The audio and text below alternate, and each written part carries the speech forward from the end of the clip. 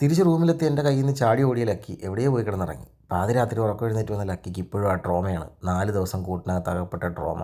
ഞാൻ കൂടിനകത്താണോ പുറത്താണോ എന്നുള്ള സംശയം. ലക്കി എല്ലാം സൂക്ഷ്മമായി നിരീക്ഷിക്കുന്നുണ്ടായിരുന്നു.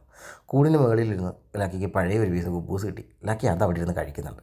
വെറും കുബൂസിന് എന്താണ് ഇത്രയും ടേസ്റ്റ് എന്ന് ഇതുവരെ എനിക്ക് മനസ്സിലായിട്ടില്ല. ലക്കി ആസ്വദിച്ച് കഴിക്കുന്നുമുണ്ട്. സ്വാതന്ത്ര്യം കിട്ടിയ അന്ന് തന്നെ ലക്കി അത് മാക്സിമം ഉപയോഗപ്പെടുത്തുന്നുണ്ടായിരുന്നു. എല്ലായിടും കയറി ഇറങ്ങി ഓടി മറിഞ്ഞ് ചാടി കൊത്തുന്നുണ്ടായിരുന്നു. എന്താ ചെയ്യുന്നതെന്ന് അവന് തന്നെ അറിയില്ല.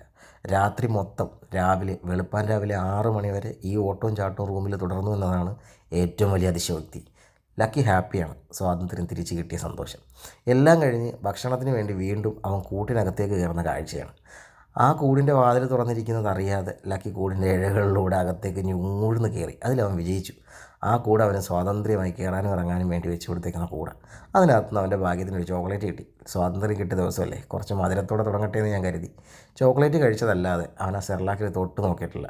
ഗുബൂസ്, മുട്ട, ചോക്ലേറ്റ് ഇവയല്ലാതെ വേറൊന്നും എനിക്ക് വേണ്ട എന്നുള്ള പ്രതിഷേധവും അവനുണ്ടായിരുന്നു. എന്നെ നോക്കിയിരുന്ന കൊഞ്ഞണം കാണിക്കുന്ന ലക്കിയാണ് നിങ്ങളീ കണ്ടുകൊണ്ടിരിക്കുന്നത്.